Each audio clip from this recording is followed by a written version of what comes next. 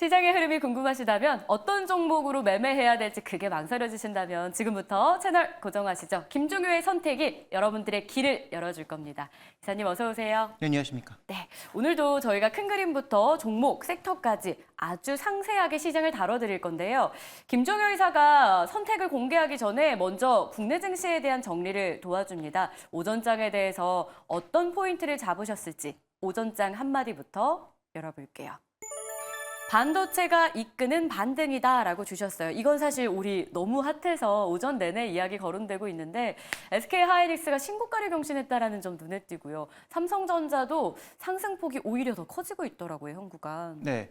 외국인들은 뭐 어제부터 알았나 봐요. 그래서 어저께 2시부터 3시 구간에 선물 매수도 폭발하고 네. 그다음에 12시 구간부터 한미반도체 매수 폭발하고 그다음에 오후장 들어서 마지막에 삼성전자와 SK하이닉스까지 계속 들어올리는 모습으로 마감을 하고 오늘을 맞은 거거든요. 네. 그래서 해당 종목군들이 움직이니까 우리는 역시 시가총액 방식이어서 그 두 종목이 움직여야 이제 고점 돌파를 시도하는 거죠. 그래서 지금 이 기술적인 모양이 완전히 이제 수렴형으로 모아놓고 그다음에 오늘 툭 올라간 거거든요. 그래서 이게 이제 다음 주 혹은 뭐 내일 움직이는 그 흐름에서 추가적으로 위로 갭으로 떠서 시작하는 그런 모습을 보여준다면 정말 좀 지겨웠던 이 박스를 돌파할 가능성은 있어 보여요. 그래서 오늘 매수하고 있는 뭐 연기금이라든지 외국인들의 추가 매수세가 이 또도체로 확대되는지 여부가 결국 중요한 거겠죠. 그래서 오늘 일정 부분 뭐 투신권의 매물은 소화하고 넘어가야 되는 거고요. 어저께도 말씀드렸던 거지만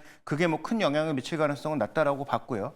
그다음에 FOMC가 나름 부담이 될 수도 있는 내용인데 시장이 잘 소화하면서 네. 넘어왔기 때문에 시가도 좋았죠. 그래서 전체적으로는 지금 박스 탈출의 어떤 시도가 나타날 가능성, 그걸 또 시가총액 상위 종목 1, 2위가 이끌고 있다라는 점, 뭐 이런 부분들은 현재 시장에서는 중요하게 좀 챙겨봐야 될 이슈인 것 같습니다. 어제 시장 정리해 주실 때요. 만기일이기 때문에 저희가 시장 전략을 세워드렸는데 그때 포인트가 이거였어요. 만기일로 시장이 상승하거나 하락하는 게 아니라 우리가 빅 이벤트를 밤사이 보내고 올 거기 때문에 그게 시장에 미치는 영향이 더 클 것이다. 정말 시장이 그렇게 흘러가고 있는데요. 자, 그렇다면 시장을 주도하고 있는 반도체, 업종 포인트로도 반도체가 꼽혔을까요? 다음 페이지 보시죠. 반도체가 아니라 네, 인도 상장, 중국차 관세, 주주환원, 결국 자동차를 보십니다. 현대차가 신고가 경신하면서 개장을 했고요. 부품주도 요즘 움직임이 꿈틀꿈틀 하더라고요. 완성차, 부품주 둘 다 매력 있게 봐도 될까요? 근데 저는 뭐 완성차에 대해서는 여전히 뭐 그렇게 좋은 관점은 아니에요. 뭐 실적이 잘 나오고는 있지만 이런 폭발적인 실적을 계속 이어나가기가 그렇게 쉬운 부분은 아니거든요. 뭐 최근에 또 자동차 판매량에서 일정 부분 뭐 한국은 시장 규모가 얼마 안 되니까 뭐 줄어드는 게 큰 신경이 안 쓰일 수도 있지만 어쨌든 현대기아차의 메인 필드는 한국이잖아요. 많이 파는 건 외국이지만 어쨌든 메인 필드가 한국인데 하투 시작될 가능성이 있어 보이고 어저께 제가 또 여의도 지나가는데 금속노조에서 막 농성하고 있더라고요. 그래서 그런 부분들과 더불어서 지금 현재 이 높은 이익률을 계속 유지할 수 있을까가 올해 관건인데 5월 달까지의 실적은 괜찮은 것으로 보이지만 인도 상장 플러스 알파 효과가 있을 것 같아요. 그래서 얼마 전에 있었던 현대차의 그 급반등은 아마도 저걸 반영한 게 아닌가 싶기도 하고 중국차 전기차 관세가 늘어나니까 EU에서도 늘어나니까 뭔가 큰 변화 있을 것 같지만 여기선 잘 생각하셔야 되는 게 늘긴 늘 거예요. 그런데 중국차가 지금 싸서 사는 거잖아요. 유럽에서 중국차가 좋아서 사는 게 아니란 네. 말이에요. 싸서 샀는데 관세 얹어서 비싸졌어요. 그러면 비싼 중국차는 당연히 안 사겠죠. 근데 싼 중국차가 사라졌는데 현대차를 사요? 그건 좀 논리적으로 맞지 않잖아요. 물론 꼭 전기차를 사야 되는 입장에서는 뭐 차가 비싸졌더라도 다른 대안을 선택해야 되면 현기차 일부 사는 물량이 있겠지만 중국차의 가격이 올라간다고 해서 현기차가 올라가리란 법은 없고요. 주주환원 같은 경우에는 강하게 나타난다면 반기 그 배당과 관련된 부분에 있어서 또 6월까지 매수가 들어올 수 있기 때문에 이런 부분들은 긍정적이다. 근데 결론은 뭐냐? 현대차 산 것보다는 HL 만도 사는 게 훨씬 더 수익률이 좋았고요. 뭐 이 시간에 말씀드린 적도 있고요. 그다음에 SL 같은 종목군들을 가지고 있는 게 훨씬 더 수익률은 좋았을 거라는 거죠. 그래서 자동차가 좋아지고 있는데 종목 선택을 뭘 해야 되느냐?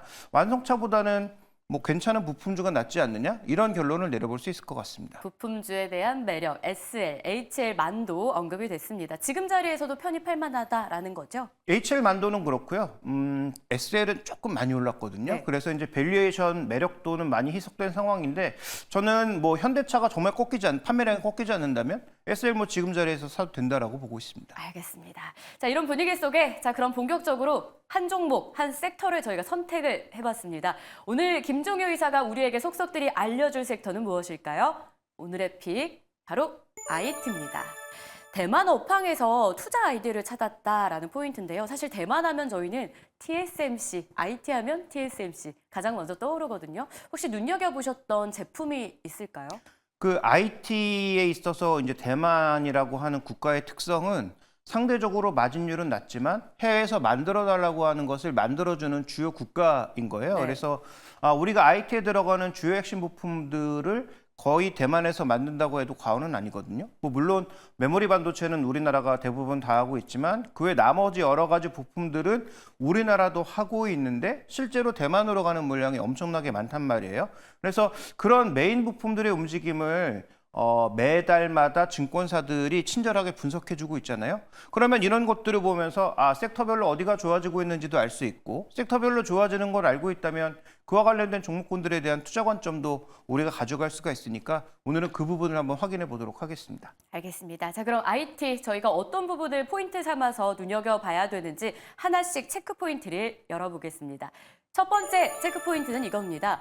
5월 동향 전체적으로 개선됐다라고 하는데 지난달에 저희가 리뷰 복귀를 해봐야 될 것 같아요. 전체적이지만 그래도 가장 회복 탄성이 좋았던 섹터가 있었을까요? 네, 이게 월별로 다르고 또 YOY로, 그러니까 작년과 대비해서도 다르곤 하지만 어쨌든 전체적으로 안 올라가는 게 없다가 이제 메인 포인트고요. 그 다음에 이제 가장 눈에 띄는 것은 준비된 그림으로 확인을 해보도록 하겠는데, 자, 월별로 봤을 때 분명히 줄어드는 게 있어요. 카메라 같은 것들이 좀 일부 줄어들었고, 저쪽에 또 의외로 파운드리가 소폭 줄어들었는데 이게 TSMC가 줄어든 건 아닙니다. 네. 그래서 파운드리도 워낙 뭐 범위가 넓으니까 오히려 상대적으로 마진율이 낮고 경쟁 강도가 높은 자동차 쪽 이런 쪽에서 일부 조정이 있었다라고 봐야 되고요. 후공정 팹리스 메모리, LCD, 노트북, 뭐 EMS, MLCC, PCB 안 좋아진 게 없어요. 지금 이게 월 대 월이란 말이에요. 그러니까 4월 달 대비해서 5월 달에 이만큼 좋아졌다라는 얘기예요. 다음 그림 한번 넘어가 볼까요? 그럼 YOY로는 어떨까? 작년 5월 달에 그 전체적인 흐름을 비교해 보면 지금 뭐 말씀드린 것처럼 파운드리 30%가량 좋아졌죠. 카메라 30%가 넘게 40% 넘게 좋아졌어요. 그러니까 아까 월대월로 MOM으로 봤을 때는 뭔가 조금씩 등락이 엇갈리고 있는 상황이지만 YOY로 봤을 때는 뭐 전체적으로 다 터지고 있단 말이에요. 그래서 지금 현재 구간에서의 IT의 전반적인 특징이 하반기 여러 가지 신제품들을 앞두고 전반적으로 개선되고 있는 거다. 그다음에 특히 튀는 것들 뭐 우리가 가지고 있는데 좀 눈여겨서 봐야 되는 것은 아무래도 뭐 MLCC라든지 PCB라든지 카메라 뭐 이런 쪽의 흐름들을 한번 눈여겨 봐야 되지 않느냐 이렇게 보고 있는 것이죠. 결국 YOY 전년 동기 대비 기준으로 봤을 때는 보시는 바와 같이 전체적으로 상승을 하고 있는 포인트를 확인할 수가 있습니다. 단연 뭐 카메라 쪽이 좋고요. 파운드리, 메모리, ESM 등등 확인되고 있는데 자, 두 번째 포인트를 통해서 좀 실적하고의 연관성도 발견해 볼 수 있을 것 같습니다. 노트북 ODM 3분기부터 주목해보자라는 건데요. 노트북 ODM도 아까 화면에 나와 있었잖아요. 그중에서도 이게 눈여겨 보이는 포인트는 어떤 걸까요? 왜냐하면 지금 우리가 그 하반기에 기대하고 있는 여러 가지 제품들 중에서 삼성의 뭐 폴더블 제품도 있고 그다음에 아이폰 16도 있고 여러 가지 제품들이 있지만 저는 개인적으로 가장 기대하고 있는 건 AI PC거든요. 물론 그게 뭐 아주 엄청난 능력을 보일지는 뭐 확인을 해봐야 되지만 지금 코파일럿과 함께하는 MS 쪽도 밀고 있죠. 인텔도 지금 뭐 1억 대가량의 물량을 밀어낼 것으로 지금 기대하고 있죠. 그다음에 그래서 이들이 뭐 미국의 특성은 설계는 하지만 직접 만들지 않잖아요. 네. 대부분 물량들이 중국이나 대만에서 만들어준단 말이죠. 그래서 이걸 봐야 된다라고 말씀을 드리는 건데 준비된 그림으로 좀 확인을 해보면 물론 이게 2021년, 2022년에 코로나 때문에 수요가 팡 터지면서 그 이후에는 약간 위축되는 모습이었어요. 그림이 좀 복잡해 보이지만 가장 진한 초록색으로 나타나는 2024년을 보자고요. 지금 현재 견조하게 전체적으로 한 6개년 움직인 것 중에서 거의 상단 부근에서 지금 움직이고 있거든요. 2024년만 저희 그림이 끝나 있잖아요. 그래서 견조하게 유지가 되고 있는 상황이에요.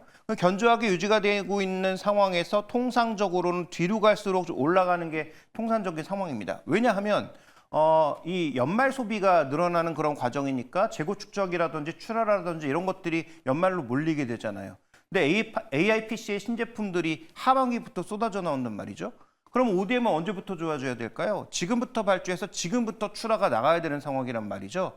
그러면 이제 3분기 이때부터 좀 올라올 가능성이 있다. 그래서 미국은 여러 가지 제품이 나오지만 직접 만들지 않기 때문에 결국은 만들어지는 필드 쪽에서의 출하 흐름이 이게 빨라지는지 여부의 확인이 적어도 저는 7월부터 나타날 가능성이 있다고 보고 있고 5월까지도 보니까 굉장히 견조하단 말이죠. 그래서 저는 이 부분 중요하게 봐야 되지 않느냐. 그렇다면 여기에 들어가는 여러 번 입 아프게 말씀드렸던 PC용 메모리, PC용 메모리와 붙어가는 PCB, 그다음에 그와 관련된 여러 가지 부품들에 대해서 나쁘게 볼 이유가 전혀 없지 않느냐. 이렇게 또 하나의 결론을 우리가 내려볼 수가 있는 거죠. 노트북 ODM의 월별 매출이 이런 상태로라면 하반기까지 계속 증가할 것이고 여기에 들어가는 부품들이 덩달아서 같이 회복하고 상승할 가능성이 높다라는 포인트였습니다. 자, 마지막 저희가 봐야 되는 내용은 무엇일까요? IT에 대해서 다뤄보고 있는데요. 열어보겠습니다. MLCC, PCB, 핸드셋, 반도체 다 좋다라고 해주셨습니다. 저희는 이렇게 다 좋은 것보다는 하나를 좀 찝어주시는 걸 좋아하는데 특히 MLCC 하면은 재고 조정이 좀 이루어지고 있다는 기사가 나오더라고요. 더 건전해진다 이렇게 해석해도 될까요? 지금 전체적으로 업계 판도는 일본이 메인을 잡고 있고 대만과 우리나라가 좀 쫓아가는 그런 상황이에요. 그래서 선도하는 업체인 무라타라든지 이런 쪽에 지금 주가 동향이 좋지 않은 걸로 봐서 구조 조정이나 재고 조정은 그쪽에서 이루어지는 것으로 보이고요. 근데 MLCC와 PCB도 한번 확인해 볼까요? 대만 쪽은 별로 재고 조정이 이루어지지 않는 것 같은데요. 준비된 그림을 보시면 지금 무라타가 전기차 쪽으로 들어가면서 IT 쪽의 핵심은 지금 대만 쪽으로 넘어온 상황이란 말이죠. 그래서 지금 야지오라고 하는 대표 업체의 지금 흐름을 보시면 지금 상단에 머물고 있단 말이죠. 그래서 이 월별 매출액이 굉장히 생각보다 강하게 나오고 있다라는 점. 그래서 MLCC의 대표 기업 중에 하나인 야지오의 전반적인 모습은 결국은 컴퓨터라든지 그 다음에 이제 핸드셋 이런 쪽에서 강해지면서 올해 가장 좋은 매출액을 지금 보이고 있다라는 것을 핵심 포인트로 말씀드리고 싶은 거고요. 따라서 전기차와 관련된 무라타가 타격을 받았다면 야지오는 그렇지 않았다라는 거고 다음에 이제 준비된 그림으로 볼까요? 그 다음에 이제 이 PCB 쪽에서 핵심 기업이라고 볼 수 있는 유니마이크론 같은 경우에도 최고치는 아닙니다. 최고치는 2022년이죠. 근데 2024년도 비교적 견조한 흐름으로 계속 쭉 가고 있는 상황이에요. 그렇게 본다면 이 두 가지의 수요 증가가 하반기에 나올 여러 가지 핸드셋 신제품, PC 신제품 이런 것들을 지금 반영하면서 매출이 잘 나가고 있는 상황이란 말이죠. 그러면 국내 연관된 종목군들에 대해서 관심을 좀 가질 필요가 있겠다라는 판단이고 관련된 종목군들의 관심은 주가가 빠져 있다면 더 가져야 되고 주가가 많이 올라 있다고 하더라도 이게 앞으로 더 좋아질 거라고 예상을 하면 저는 관심을 가질 필요가 있지 않느냐 이렇게 보고 있는 거죠. 주가가 빠져 있으면 당연히 봐야 되고 혹시 올라 있어도 관심은 유효하다. 그럼 과연 어떤 종목들이 연관해서 국내 관련주로 꼽힐까요? 김종효 의사가 선택한 종목들이 있습니다. 보시죠. 삼성전기, 신태, 대덕전자인데요. 또 각각의 매력이 있네요. 네, 다 기판이고요. 네. 그다음에 삼성전기는 카메라 모듈도 있고 MLCC도 있죠. 그래서 어떻게 보면 대표 종목을 삼성전기로 꼽아야 되는데 아시는 것처럼 최근에 박스를 거의 뚫지 못하고 박스 상단만 가면 흘러내리고 있잖아요. 그래서 아직도 2분기의 실적이 제대로 올라오지 않은 것으로 판단되고 있는데 그러면 3분기, 4분기도 실적이 여전히 망가질 거냐? 그렇게 보지 않고요. 그래서 오히려 빠졌다면 가지고 계신 분들은 지금 조금 가슴 아프시겠지만 좀 기다리셔야 될 것 같고 신규 매수 관점에서는 여전히 공격적으로 볼 수밖에 없는 종목이다. 저는 그렇게 판단하고 있고요. 그다음에 오늘의 이제 탑픽으로 말씀드리고 싶은 종목은 신택입니다. 공교롭게도 오늘 신택의 보고서가 나왔는데 제가 오늘 말씀드린 내용이 그대로 반복이에요. 북미향의 새로운 어떤 수요처를 찾았다. 그래서 신택의 여러 가지 기판들의 수요가 다 올라올 거다. 이렇게 좀 판단하고 있는 거죠. 그래서 어저께 급등하고 윗골이 길게 달고 내려왔지만 오늘 다시 리포트도 나오고 실적이 좋아질 거라는 얘기가 나오면서 주가가 올랐죠.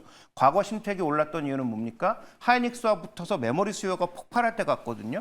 그럼 메모리 수요 좋다. 아까 IT 세트 제품 터진다라고 했을 때 신택은 뭐 주가가 최근에 별로 그렇게 오른 게 많지 않기 때문에 여전히 매력적이지 않나 이렇게 보고 있습니다. IT 섹터에 대해서 다뤄봤습니다. 체크 포인트들 5월에 다 좋았고 앞으로도 좋아질 쪽을 본다면 국내 관련주 가운데 심택이 탑픽으로 꼽혔습니다. 참고해 보시죠. 지금까지 김종효 의사였습니다. 고맙습니다.